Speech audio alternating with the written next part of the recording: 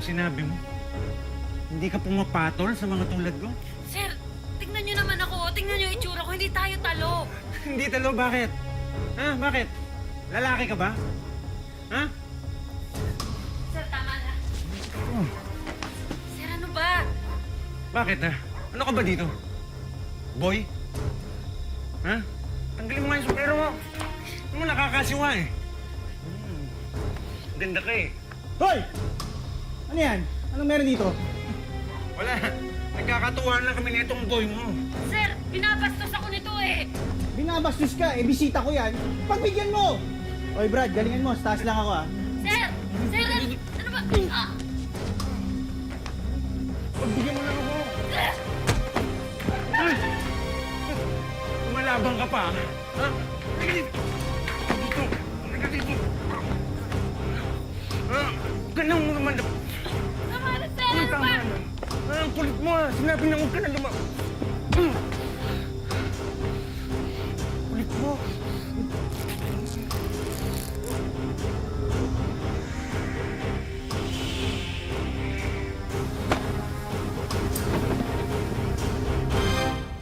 Walang hangganan daw ang pagmamahal ng isang ina sa kanyang mga anak, lalo na't kung bunga ito ng wagas na pag-iibigan.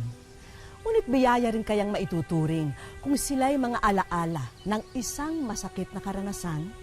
Ito po ang kwento ng isang natatanging dalaga na ipinaglaban ang kanyang pagiging isang ina sa gitna ng matitinding pagsubok at paghuhusga.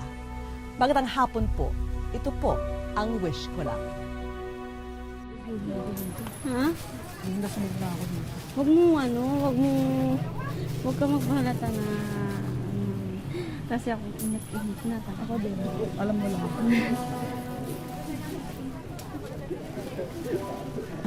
Anak niya ba yan? Di ba ito ba yan si Joey? Ba't sinispas ko na niya sa'yo? Rape daw yan sa pinapasukan niya. Kawawa naman.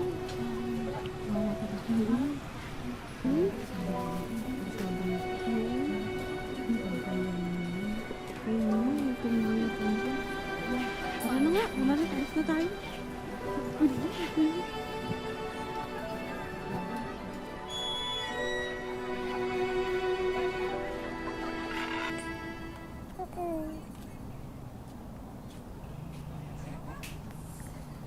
Joey, alam ko hindi madali para sa'yo na ipaampon mo ang baby kasi dugot laman mo yan.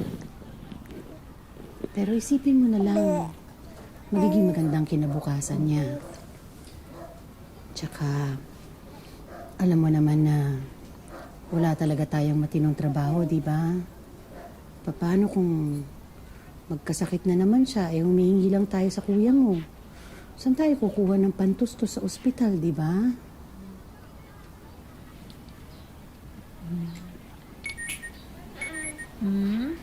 Anak, andyan na sila. Pag-usapan na natin to, di ba? Nay, parang ayoko na pala siya ipamigay. Akala ko kasi maalala ko yung mga nangyari sa akin kapag nakikita ko tong anak ko. Pero hindi pala.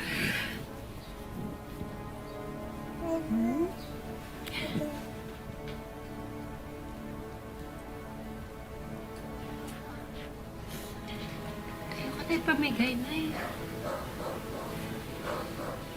Mahal na ako dito sa anak ko eh.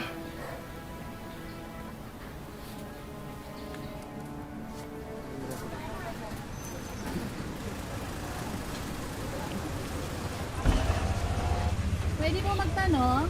Pwede. Saan po yung kinamahan ng salve? Ito lang ho, yung sa may pulang gate po, sa kanan. Okay, salamat.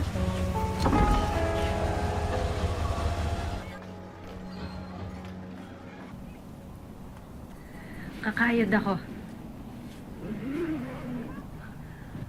Tatrabaho ako kahit buong araw para raket ako para sa'yo, anak. Wag lang kita ipamigay. Joey, Ayoko din naman, anak. Pero isipin mo yung magiging kalagayan niya. Hindi lang ikaw ang mahihirapan. Mahihirapan lalo ang baby.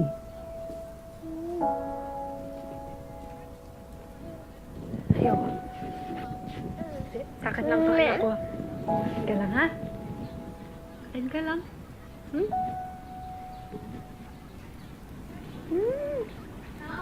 Manang salve?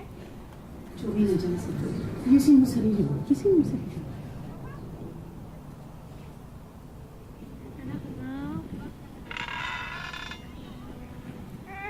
Sana maalala mo si Mama, ha? Tandaan mo. Hmm?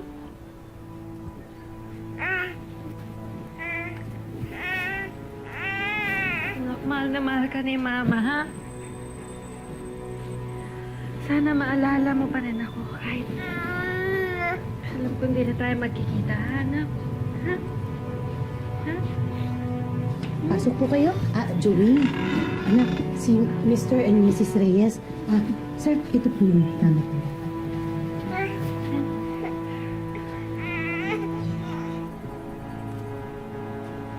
Sige na, anak. Siya na po ba yan? Pwede ko na po ba siyang kanggahin? Opo, sige na anak, sige na. Pag-usapan na natin ito.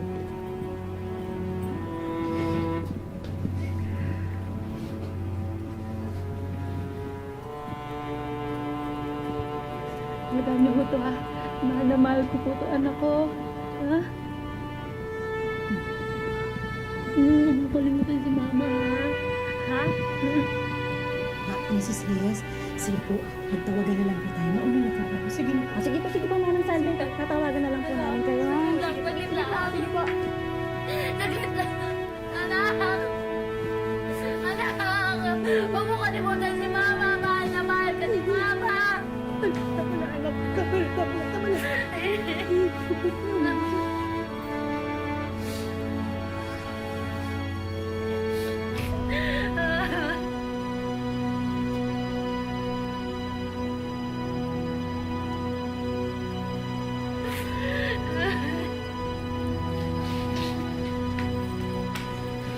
Laruan ni baby. Joey, hayaan mo na. Sige na. Hindi, paborito niya to eh.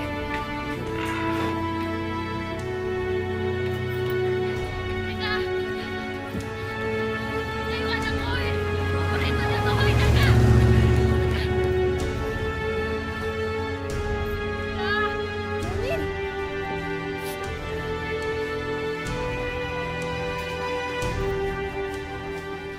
Masakit man, walang magagawa si Joey kundi tanggapin ang katotohanang hindi na sila magkikita pa ng kanyang pangalan.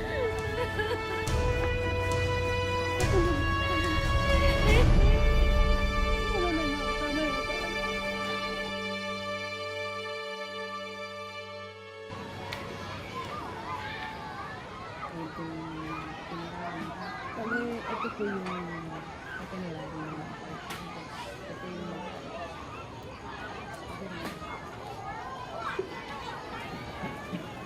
Hoy, Vince!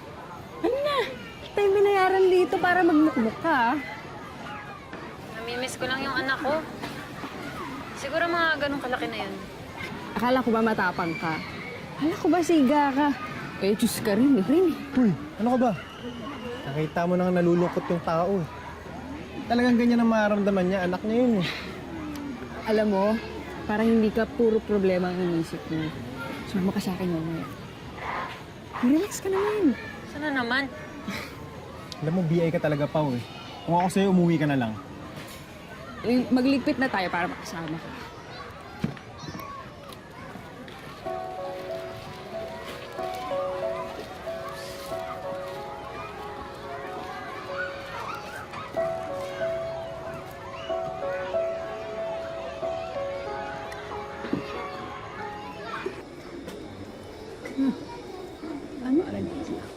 Umuwi na lang kayo. Sunod eh. Halika na. Andito na tayo eh. Nakakaya naman oh. Halika na. Basta uwi tayo agad. Oo, sige na. Tara na. Oy, gusta? Oy, Brad. Si Joey. Pinsan ko. Si Dan. Tarahin niyo na tayo.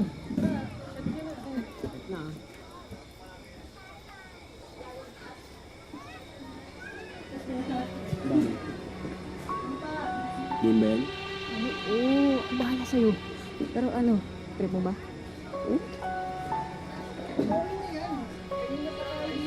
Ano na? Joey, baka may gusto ko pang inumin ha. Ayos na ako dito. Pulutan oh. Ay, ako na pala. Ba? Ay, pa. Oy, Joey. Pin. Saan? Tat pa. Saan ba isip? Sige, samahan na ako. Ano? Kaya mo pa? Ano? Kaya pa? Pinainom niyo sa akin. Uwi na lang ako. Dito ka na matulog na. Dito ka na. Dito ka na. Dito ka na nga ba?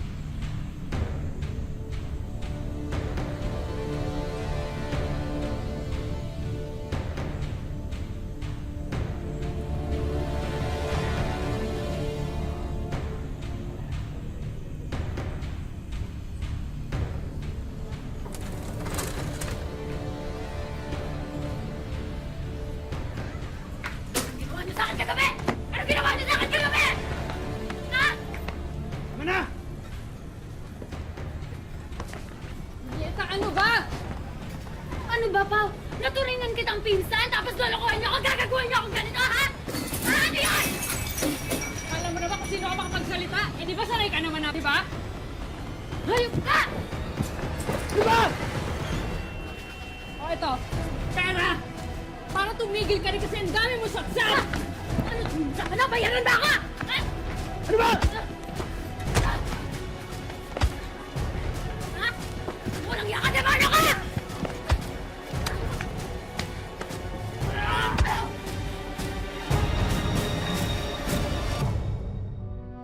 Hindi inaasahan ni Joey na maulit ang bangungot na kanyang pinagdaanan. Lalo na't ilang buwan matapos ang pangyayari, nalaman niyang siya'y nagdadalang tao muli. Gayunpaman, tinanggap pa rin ni Joey ang kanyang naging kapalaran. Bunga man ng karahasan ang ikalawang anak niya, tinanggap at minahal niya pa rin ang sanggol ng buong buo at walang halong galit. Anak ko, may bago kang laruan. Gusto mo? Hmm? Oh. Ay, kumusta ang baby? Huh? Oh, ganda naman ang anak ko. Ganda-ganda. Oy, Joey, kailan mo balak magpakatino, ah? Paano gagawin mo dito sa bata pag lumaki? Ano sasabihin mo sa kanya yung mama niya mukhang lalaki, mukhang tatay? Nay naman, sigurado naman akong tatanggapin ako ng anak ko. Sisiguraduhin kong alam niyang mahal na mahal ko siya, di ba? Lubo. Ano? Ang taba. Oh, ang laki na ng anak mo kasing ganda mo ah. Oo, yung bunga mo. O, anak, kay Lola ka muna, ha? Magtatrabaho muna si Mama. Nay. Mangangalakal po muna kami. Mag-ingat kayo, ha? Oy, Mike, ikaw na bahala dyan sa dalaga ko, ha? Oh, dalaga? Bakit? Meron bang lalaking nanganganak? Ako! Ewan ko sa'yo. Ingatan mo yung dalaga ko. Sige po, ako na pong bahala sa kanya. Babay ka. Mama! Ang ganda-ganda ni Mama! Ay, sus.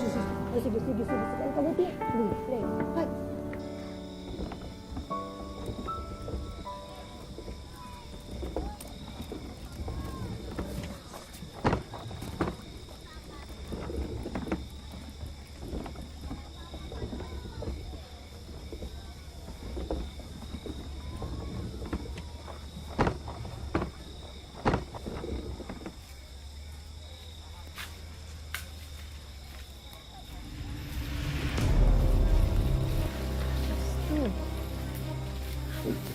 Bro, yung bastos mo, ano ba?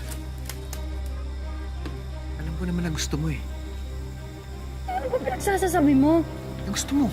Lalaki, di ba? Huwag ka nga magbiro ng ganyan. Mukha pa ako nabibiro.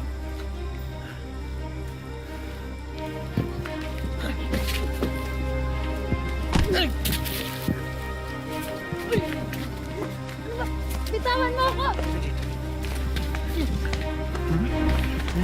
Huwag ka na lumaban. Wala naman makakaalam eh. Kat!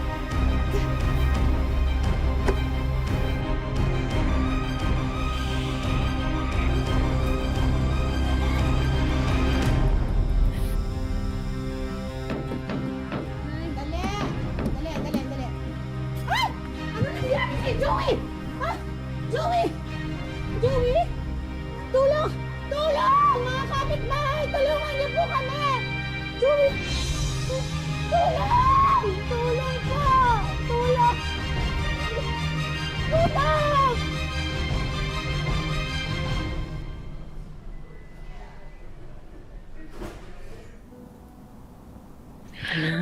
Kumusta ang pakiramdam mo? Di ko na alam kung sino pagkakatiwalaan ko.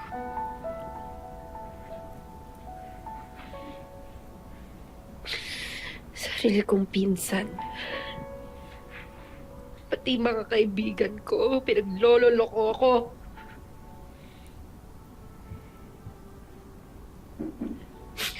Hayop sila. Hayop sila.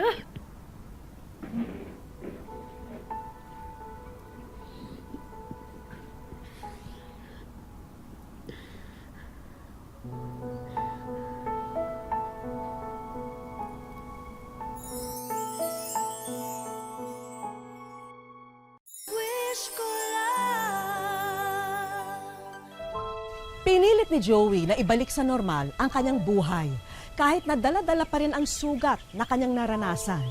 Isinantabi niya ang galit upang lubos na maipadama ang pagmamahal sa kanyang anak.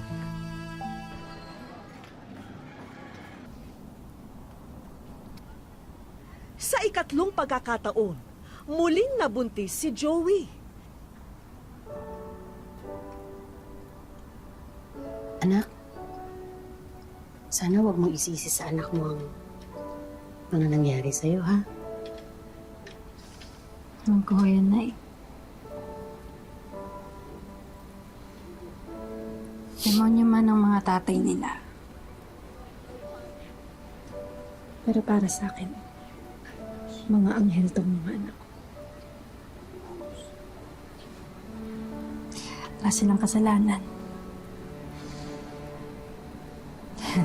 Hindi ko man gusto maging nanay, pero wala akong kagagawa. Binigay sila sa akin eh.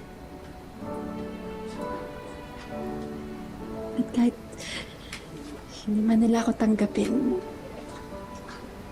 tatanggapin ko pa rin sila at mamahalin sila.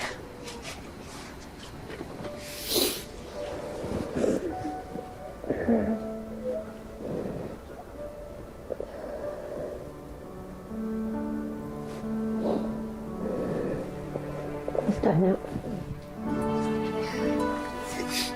Ito ang tatandaan mo. Kahit ano pang nangyari sa'yo. Nandito lang ang nanay, susuportahan kita.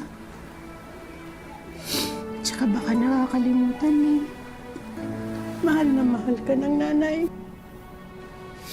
Pagpasensyahan mo na kung minsan hindi mo na gusto ang mga sinasabi ko. Pero isa lang ang tatandaan mo. Tanggap ko ang buo mong pagkatao. At mahal na mahal kita.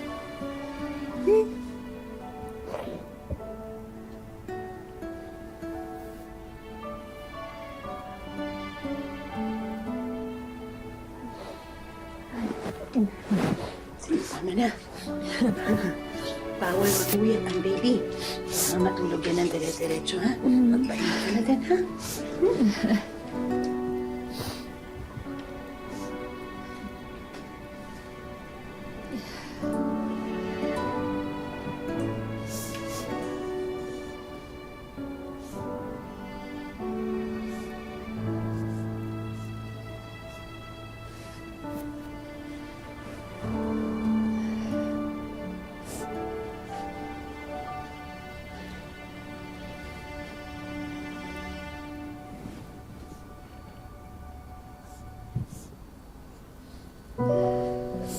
Anak,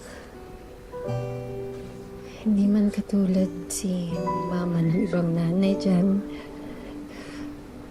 At alam kong ngayon hindi mo pa maintindihan. Pero balang araw, ha?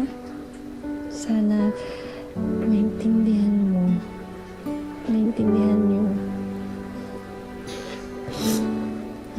na mahal ko kayo kahit ano pang mangyari.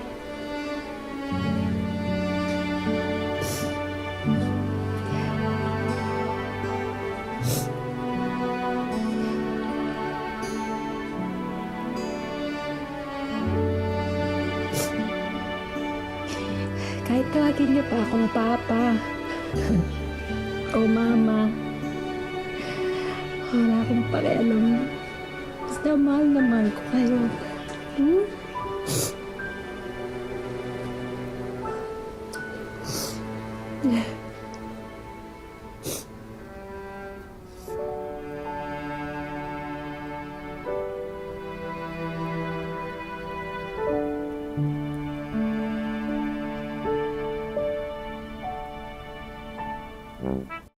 Ako si Joey at isa akong ina. Hindi ko po pinagsisisihan na nagkaanak ako. Kasi alam ko po, darating yung araw, tatanda ako, may mag-aalaga sa akin. Alam ko sila po yung magpapasaya sa akin sa lahat ng hirap na dinanas ko. Alam ko na uuwi ako, may dadamay na sa akin. Hindi tulad dati, mag-isa lang ako. Wala akong matakbuhan.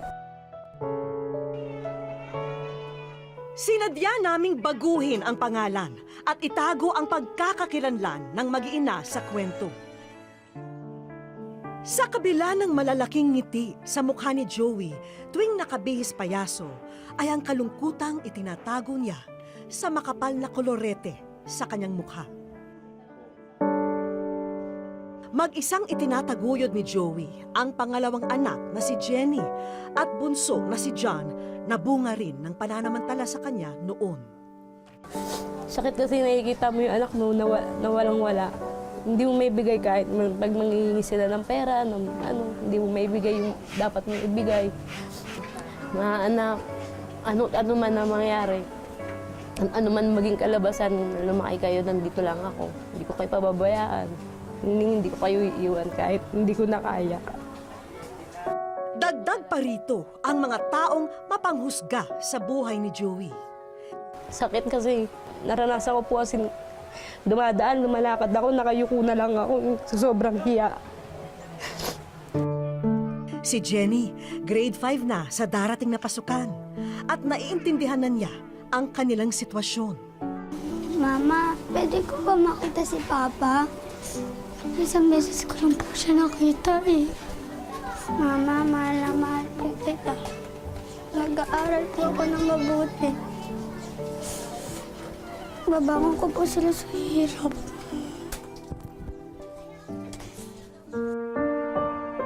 Pinatawad na raw ni Joey ang mga taong nanakit at nanloko sa kanya. Yung mga lalaki nanloko sa akin, yung mga tatay ng anak ko, sana huwag na nilang ulitin. Kasi ilan pa yung pwede nilang perwisyo kapag naulit pa po nila yung ginawa nila sa akin. Sana maisip nila, makonsensya sila. Dahil sa pagiging isang ina, mas nalaman ni Joey ang kahalagahan ng pagiging isang babae. So, bilang isang babae, dapat talaga nire-respeto, ginagalang. Hindi basta-basta binabastos. Dapat talaga iniingatan mo yung sarili mo. Hindi siya basta-basta magkakatiwala sa iba. Sa aming pagbabalik. Hello, Joey, at sa iyong mga chikiting. Si Vicky. Ikaw, Joey, ay nasa Wish Ko Lang. Wish ko lang. Walang ideya ang mag-iina na sila naman ang papasayahin sa araw na ito. Ang alam lamang ni Joey ay may racket siya dahil kailangan ng clown sa lugar kung saan namin sila dinala. Pinigilan na namin si Joey sa paghahanda ng gamit upang ipaalam sa kanya kung ano talaga ang pakay namin sa lugar na to. Hello, Joey, at sa iyong mga chikiting. Kami ay humahanga sa iyong katatagan. Kaya naman ngayon, meron akong magandang balita na isabihin sa iyo. Ikaw, Joey, ay nasa Wish Ko Lang. Ang alam ko lang po talaga, sasama niyo lang po kami rito kasi may gagawin po kayong event. Hindi ko po ina-expect. Masaya po. Para po sa anak ko. Tara at puntahan na natin ang mga naghihintay na regalo para sa inyo. Handa na sa pasukan ang mga bagets. Kompleto na sila ng school supplies. Sinamahan na rin namin ng mga damit at laruan yan. Nalaman din namin, Jenny, na matagal mo nang gustong magkaroon ng bike. Kaya, ayan, nasa harap mo na ang iyong wish. Salamat po. Tagal ko na po pangarap magkaroon ng sariling bike. Saka mga gamit ko sa school. Hindi na po sila mahirapan pagbili ng gamit. Hindi na po ako manghingi sa kanila. Pinaabot naman ng ating kaibigan ang pangkabuhayan package para kay Joey. Salamat po kasi meron na po kaming magagamit na panganap buhay sa bahay namin. Sinigurado na rin namin ang iyong regular na hanap buhay. Ang kumpanyang ito na ang bahala sa iyong papasukang trabaho. Sa paghahanap kasi ng trabaho, andiyan po yung minsan tinitignan yung yung gender mo. Minsan ayaw nila. Wala kasi talaga akong makuha ng trabaho kasi hindi nga po ako nakapagtapos eh. Kaya malaking tulong po ito para sa akin na makapagtrabaho ako. Maraming salamat sa lahat ng mga nanghusga, sa lahat ng mga pinag-usapan ako. Maraming salamat kasi sa kanila tumatag ako. Mas lalo ko pinanindigan yung sarili ko na kailangan kong tumayo kasi may mga anak ako. Kailangan kong lumaban. Hindi ako mabubuhay sa mga salita nila kahit napakasakit, tanggapin na lang kaysa naman patulan. Wala din naman pong mangyayari. Kaya sana lang may naitulong sa kanila yung mga ginagawa nila sa akin. Tuloy-tuloy lang ang buhay para kay Joey. Dahil yan ang katangian ng isang ina, ang hindi sumusuko, alang-alang sa kanyang mga anak. Hindi natin napipili kung sino ang ating magiging anak o magulang. Ang importante ay ang pagtanggap at pagmamahal na magsisilbing pundasyon ng isang masayang pamilya. Hanggang sa susunod na Sabado mga kapuso, ako po si Vicky Morales at ito po ang Wish Ko Lang.